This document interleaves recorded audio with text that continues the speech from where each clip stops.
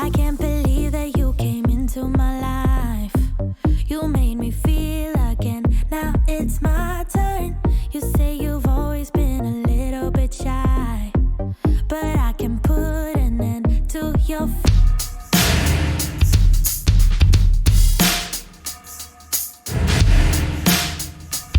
Pemirsa, Bank Dunia menyatakan bahwa kesenjangan dan ketimpangan yang terjadi di Indonesia sudah semakin meluas sehingga pemerintah perlu melakukan penanganan yang serius. Pasalnya bila tidak dituntaskan, kesenjangan dapat membuat pertumbuhan ekonomi jangka panjang menjadi terganggu.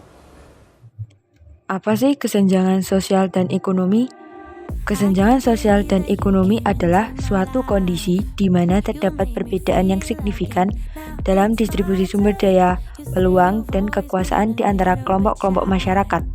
Perbedaan ini dapat dilihat dari berbagai aspek seperti pendapatan, kekayaan, akses terhadap pendidikan, kesehatan, dan kesempatan kerja.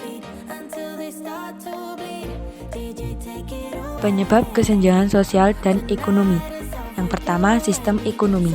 Sistem ekonomi yang tidak merata, seperti kapitalisme yang ekstrem, dapat memperbesar kesenjangan. Yang kedua, kebijakan pemerintah. Kebijakan pemerintah yang tidak adil atau tidak efektif dalam mengurangi kesenjangan dapat memperparah masalah. Yang keempat, diskriminasi. Diskriminasi berdasarkan ras, gender, agama, atau latar belakang sosial dapat membatasi peluang bagi kelompok tertentu.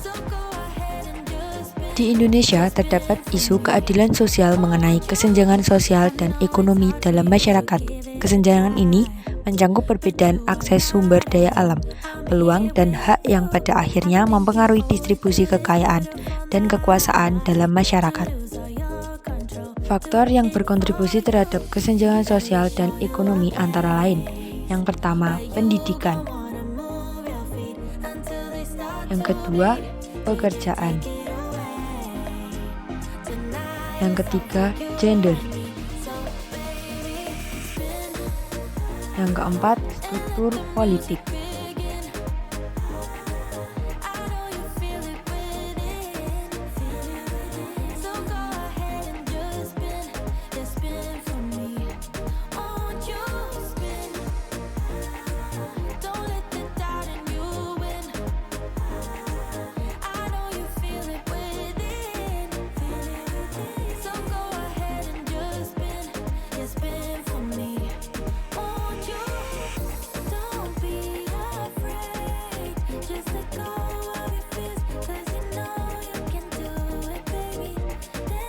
Upaya mengatasi kesenjangan sosial dan ekonomi.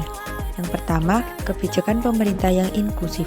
Pemerintah perlu merancang kebijakan yang bertujuan untuk mengurangi kesenjangan, seperti program pengentasan kemiskinan, peningkatan akses pendidikan, dan perbaikan infrastruktur di daerah tertinggal. Yang kedua, pemberdayaan masyarakat.